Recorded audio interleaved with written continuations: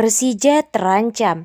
3 pemain asing di Liga 1 2023-2024 tak kunjung datang. Pelatih Persija, Thomas Doll, ditanya bagaimana nasib ketiga pemain asing baru Persija Jakarta yang belum juga datang. Persija berharap 3 pemain asing baru itu bisa segera datang secepat mungkin. Sampai pekan kedua Liga 1 2023-2024, Persija baru mempunyai 3 pemain asing. Ketiga pemain asing itu adalah Ondrej Kudela, Ryo Matsumura, dan Marco Simic.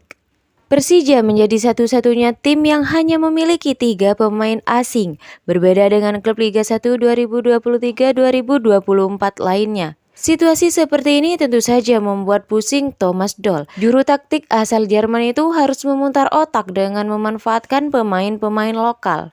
Thomas Doll hanya berharap manajemen Persija bisa memaksimalkan itu semua. Sebab dengan lengkapnya pemain asing bisa menambah kekuatan Persija di Liga 1 2023-2024. Bahkan Thomas Doll mengakui bahwa sebenarnya kondisi ini tidak baik bagi Persija. Seharusnya pemain asing sudah lengkap sebelum Liga 1 2023-2024 bergulir. Nyatanya berbeda dengan keinginan Thomas Doll. Ia ingin pada saat Persija menjamu Bayangkara FC pada pekan ketiga Liga 1 2023-2024 di Stadion Patriot, Bekasi, Jawa Barat.